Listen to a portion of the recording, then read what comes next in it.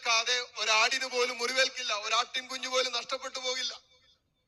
അപ്പോ ഇടയന് മുറിവേറ്റിട്ട് ഒരു ഇടയന്റെ കുഞ്ഞ്, ഒരാട്ടിൻ കുഞ്ഞിന് മുറിവേൽക്കൂ എന്ന് പറയുമ്പോ യേശു പറയാണ് ഞാൻ നല്ല ഇടയനാണെന്ന് പറയുമ്പോ യേശു മുറിയാതെ മോനെ ഞാനും നീയും മുറിയപ്പെടില്ലെന്ന് ദൈവത്തിന്റെ വചനം പറയുകയാണ്.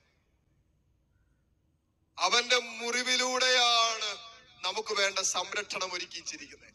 അവന്റെ മുറിവിലാണ് നമുക്ക് വേണ്ട രക്ഷ ഒരുക്കി വെച്ചിരിക്കുന്നത്. അവന്റെ മുറിവിലാണ് നമുക്ക് വേണ്ട സൗഖ്യം ഒരുക്കി വെച്ചിരിക്കുന്നത്. അവന്റെ മുറിവിലാണ് നമുക്ക് വേണ്ട കരുതലും സംരക്ഷണത്തിന്റെ കോട്ടയും കർത്താവ് തീർത്തിരിക്കുന്നത് എന്നർത്ഥം. അതുകൊണ്ടാണ് കർത്താവാണ് നമ്മുടെ ഇടയൻ. നമുക്കൊന്നിനും കുറവില്ല. സ്വർഗരാജ്യത്തിന്റെ വാതിലുകള് തമ്പുരാൻ നമുക്കായി തുറന്നിട്ടിട്ടുണ്ട്. നിത്യജീവന്റെ വാതിലുകൾ തുറന്നിട്ടിട്ടുണ്ട്. ആത്മരക്ഷയുടെ വാതില് യേശു നമുക്കായി തുറന്നു തന്നിട്ടുണ്ട്. ഒന്നിനും കുറവില്ല, ഒന്നിനും കുറവില്ല, ഒന്നിനും കുറവില്ല. യേശു എന്റെ ഇടയനായി മാറിയാൽ പിന്നെ എന്റെ ഈ ജീവിതത്തിൽ ഒന്നിനും കുറവുണ്ടാകില്ല. വിശ്വസിക്കേ, വിശ്വസിക്കേ, വിശ്വസിക്കേ. ഇങ്ങനെ ചങ്കി കൈവച്ചിട്ട് പറ, കർത്താവാണ് എന്റെ ഇടയൻ, എനിക്കൊന്നിനും കുറവുണ്ടാകില്ലെന്ന്. നീ എന്തിന്റെ കുറവിനോർത്ത നീ ഭാരപ്പെടുന്നത്? നീ കർത്താവിനോട് ചേർന്ന് നിന്നോ? ഏതെങ്കിലും ഒരു വിഷയത്തിൽ കുറവുണ്ടോ? ഏതെങ്കിലും ഒരു കാര്യത്തിൽ നീ പരാധീനത അനുഭവിക്കുന്നുണ്ടോ? ഏതെങ്കിലും ഒരു വിഷയം നിന്റെ സങ്കടത്തിന്റെ കാരണമാണോ? ആ സങ്കടത്തിലും ആ വേദനയിലും ആ ദുഃഖത്തിലും ആ കുറവിലും ആ പരാജയത്തിലും ആ നഷ്ടത്തിലും നീ തമ്പുരാനോട് ചേർന്നിരുന്നോ? നിശ്ചയമായും നീ അനുഭവിക്കുന്ന ആ പ്രശ്നത്തിൽ കർത്താവ് എന്റെ ഇടയനും രക്ഷകനും നാഥനുമായി ഞാൻ ഏറ്റു പറയുമ്പോ എന്റെ ദൈവം എനിക്കായി പ്രവർത്തിച്ചിരിക്കും.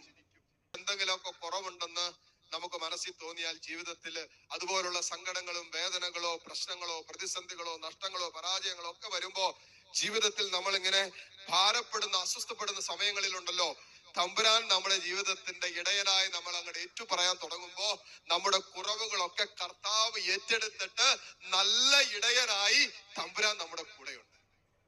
കർത്താവ് നടത്തും. അടുത്ത വചനം എന്താ പറയുന്നത്? പച്ചയായ പുൽത്തകിടിയിൽ അവിടെ നിന്ന് എനിക്ക് വിശ്രമം അരുളുന്നു, പ്രശാന്തമായ ജലാശയത്തിലേക്ക് അവിടെ നിന്ന് എന്നെ നയിക്കുന്നു.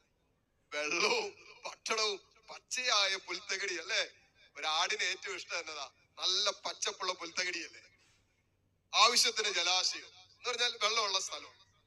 വെള്ളവും ഭക്ഷണവും ആവശ്യത്തിന് കർത്താവ് തരും എന്ന് പറഞ്ഞാൽ അതിന്റെ അർത്ഥം എന്താണെന്നറിയാമോ? മോനെ നിന്റെ ജീവിതത്തിന് വേണ്ടതെല്ലാം തരും.